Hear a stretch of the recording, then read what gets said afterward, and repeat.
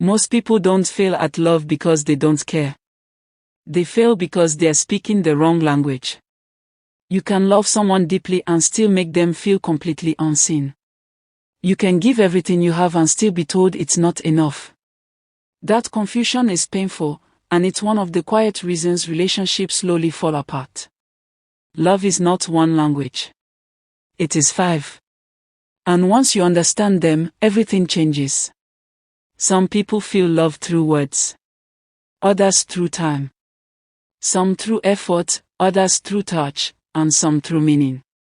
The mistake most people make is loving others the way they themselves want to be loved, instead of learning how their partner receives love. The first love language is words of affirmation.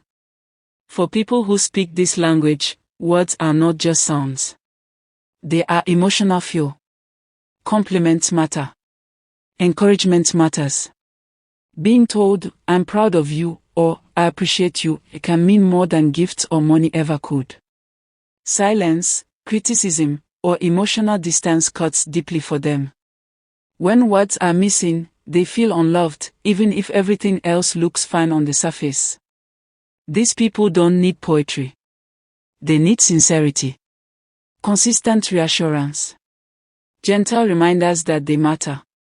The second love language is quality time. This is not about being in the same room. It's about presence. Undivided attention. Phones put away. Eye contact. Conversations that feel real. For people who value quality time, distractions feel like rejection. Cancelled plans feel personal. Half listening feels like emotional abandonment. They don't need constant attention. They need meaningful connection. Even a short moment of real presence can mean more than hours of physical closeness without emotional engagement. The third love language is acts of service. For these people, love looks like effort. Actions speak louder than promises. Helping without being asked. Showing up consistently. Doing small things that make life easier. It's not about control or obligation. It's about care expressed through action. When actions don't match words, they feel unloved. Empty promises hurt them more than silence. They don't need grand gestures.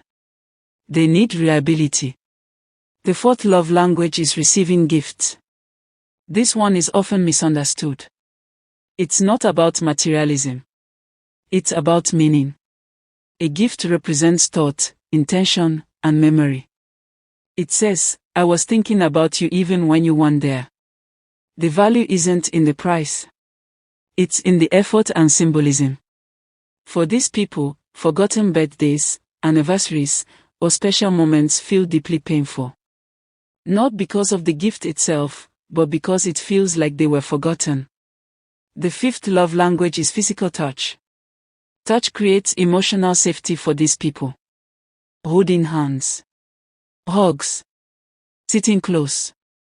Physical affection communicates love in a way words never could.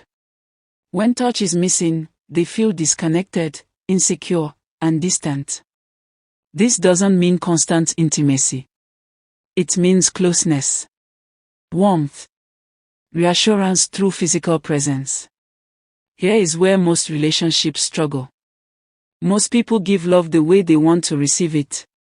Someone who values words gives compliments. Someone who values acts of service gives help. Someone who values quality time plans dates. But if their partner speaks a different language, that love feels invisible. One person is speaking love fluently. The other doesn't understand the language. This is how love turns into resentment.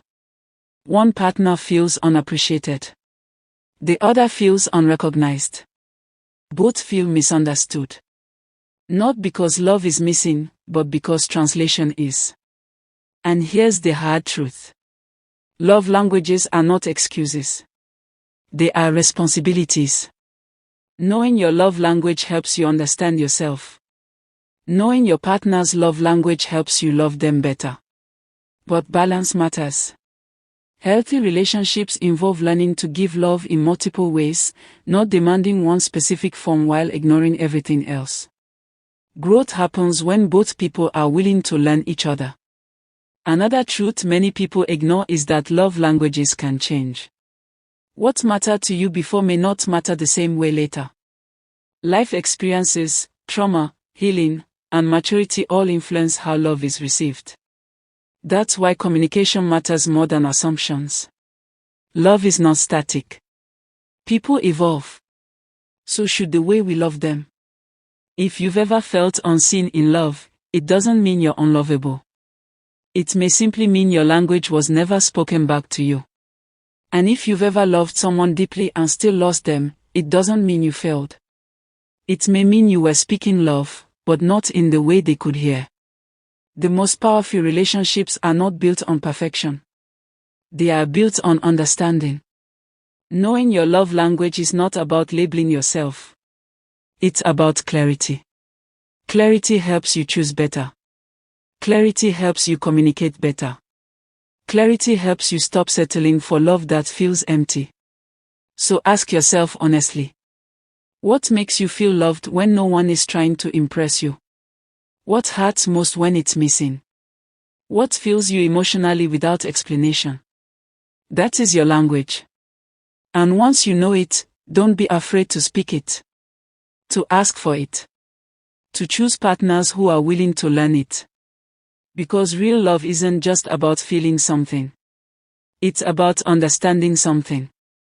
And understanding is what keeps love alive.